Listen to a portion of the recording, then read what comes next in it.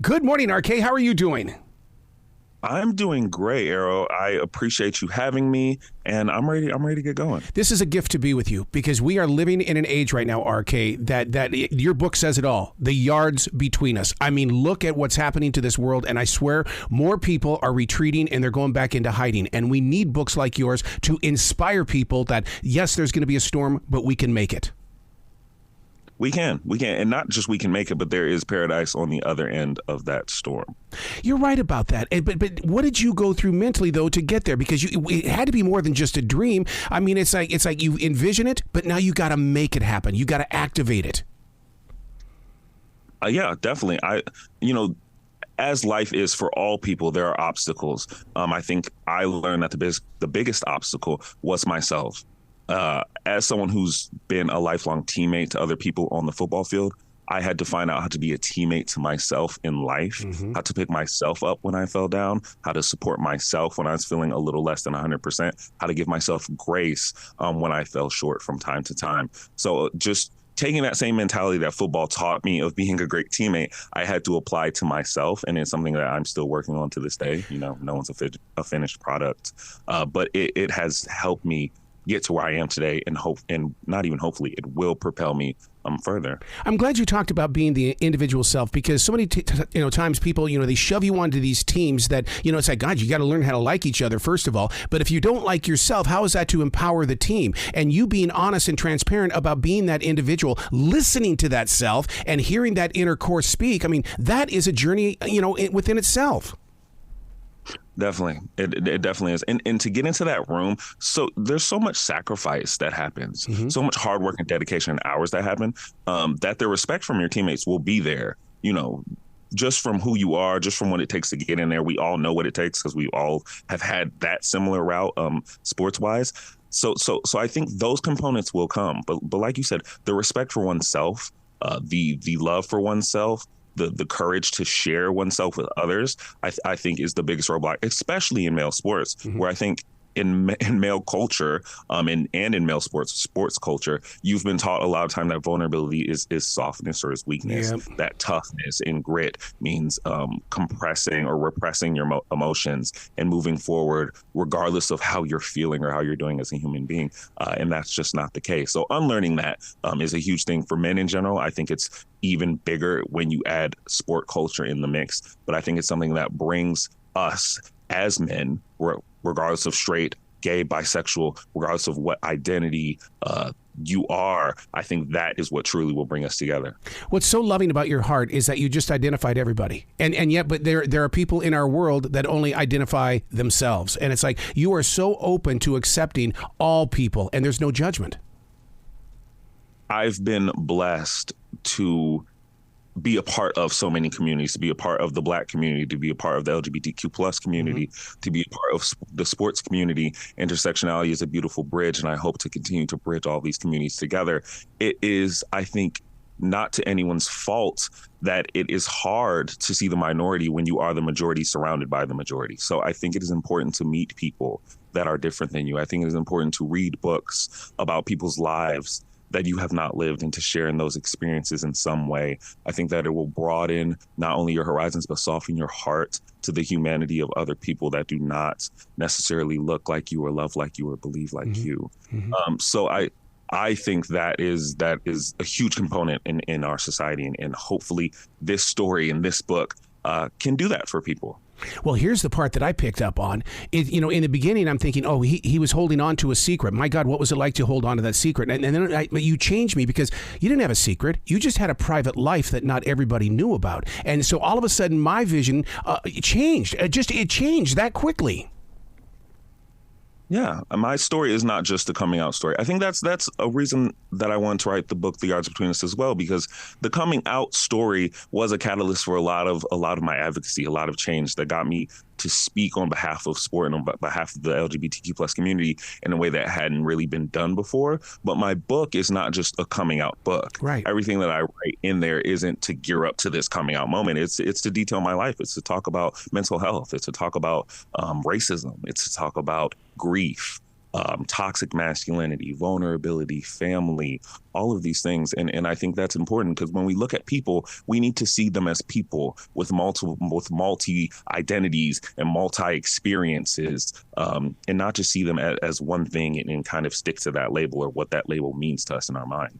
You've held on to so many dreams. One of them was to be a Dallas Cowboy. My God, dude. I mean, there are billions of people that want to be a Dallas Cowboy. Yeah, that's an organization that is larger than life. I mean, if you don't know football, or if you know little to nothing about football, you know the Dallas Cowboys. You've heard about them. You've seen the star. They're everywhere. We watch the UK games, and people are over there wearing Dallas things, and Dallas isn't even playing. So that's that team is. I mean, they've coined themselves America's team. I'll give it to them until someone can prove me wrong. What does being the first mean to you? Because I'm hoping that it means freedom and peace of mind.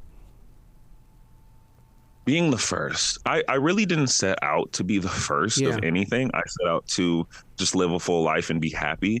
For me, coming out felt like survival. It felt like I had been underwater for so long, and I finally needed to come up for that breath of fresh air.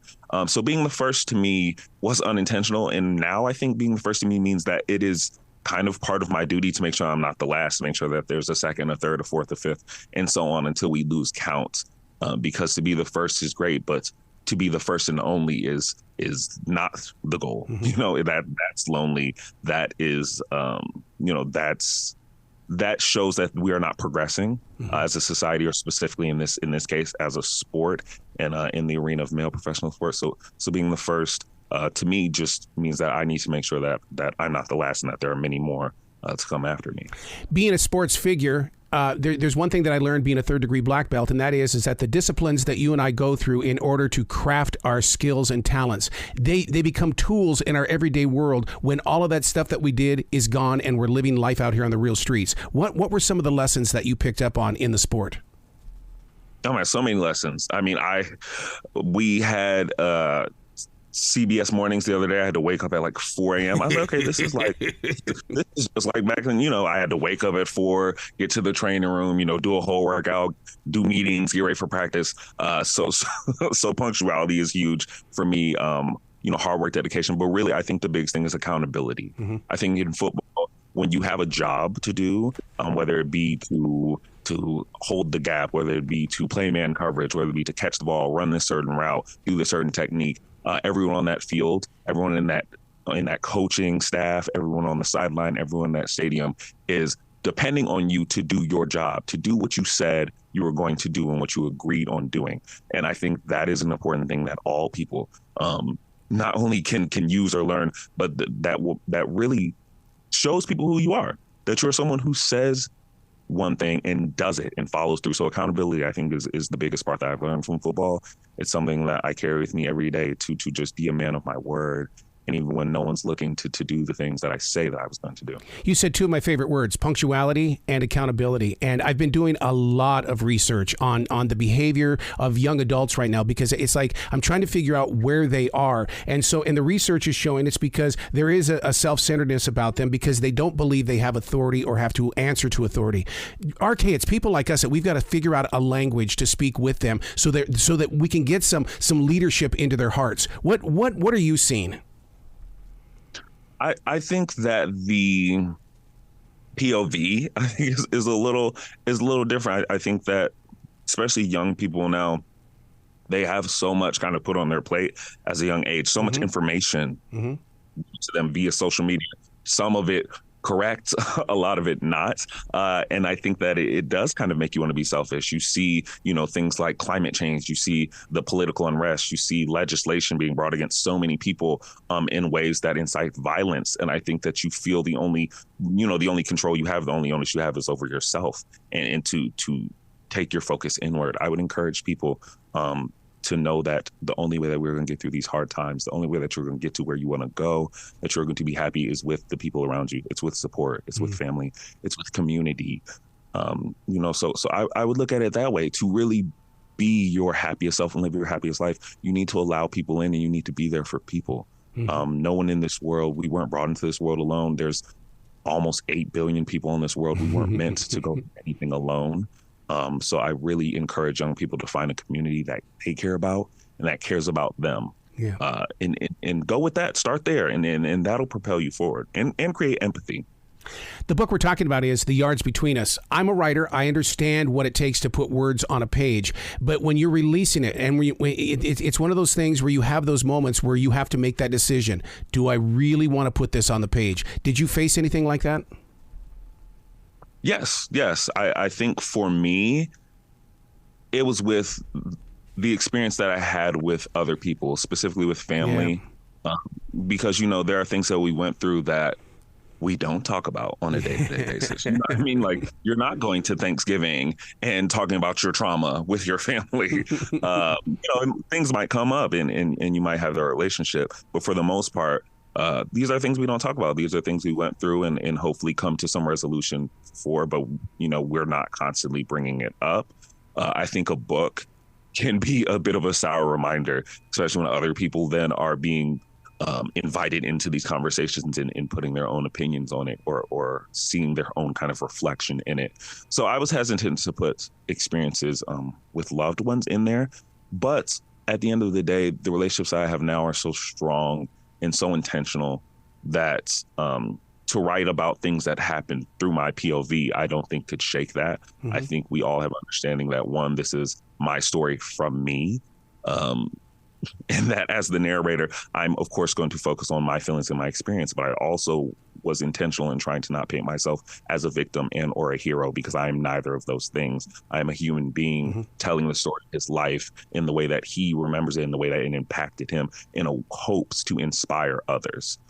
So at the end of the day, I had to do what's best for me. I had to tell my story, because to be genuine to me was my priority, and to do anything else would be a disservice. Speaking of that narrator that you talked about, is it your voice or is it another voice inside your head and heart? Because, I mean, when I write, I don't know who that person is, but I'd like to get to know him. But he or she is not connecting to the voice that I'm listening to right now. I say it's me. Yeah. I hope it's me, because I've gotten so comfortable with that voice now. Yeah. Before I would shut it out, and I think in turn, then kind of the response and reaction to that was to kind of torment me. My thoughts, my ideas, my emotions. The more I repressed, the more they grew. And when they finally did unleash, that's what caused things like panic attacks and anxiety attacks in my life. That's what caused the dark episodes of depression and the disconnect between people who I would talk to every day and feel so close to.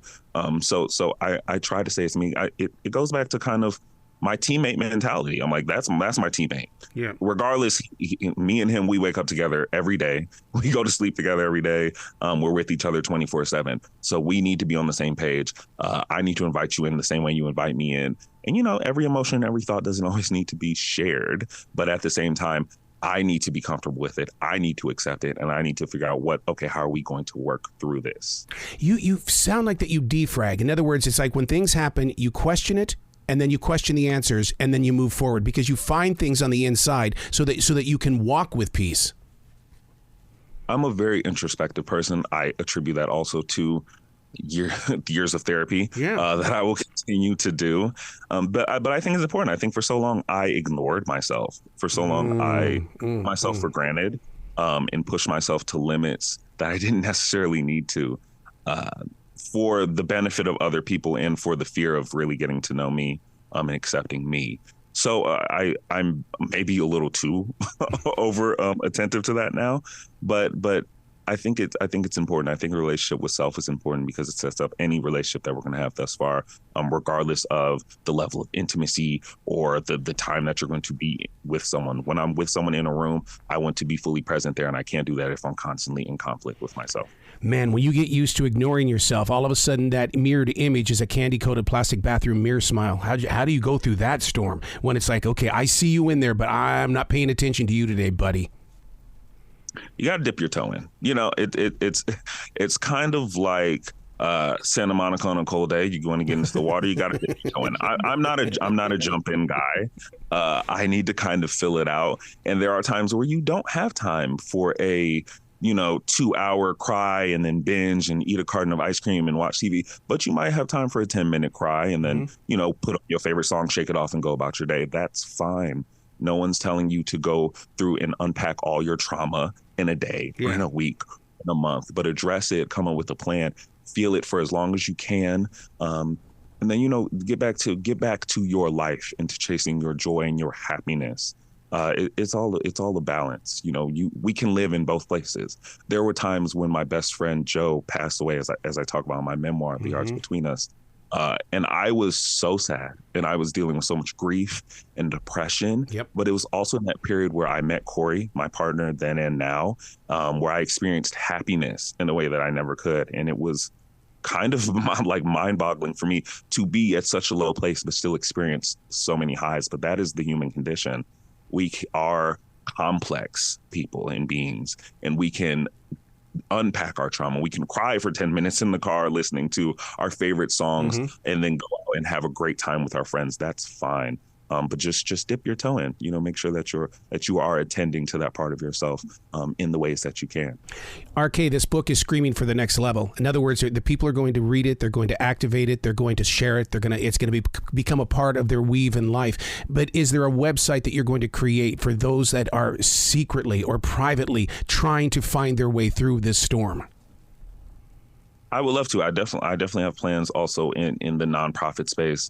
I have plans to continue to tell stories. I'm always open to hear stories and to give advice when I can, or just be a shoulder to cry on, an ear to listen, whatever that is. But I'm so glad that this book is out there and that I can get to know people this way, and that I can invite them into my life so that hopefully they feel more comfortable inviting me into theirs. And who knows what form or what shape that will take. But I know that it will be something that I'm very proud of, and that will be rooted in the mission, in what my life mission is, and that is to make life a little better for all people.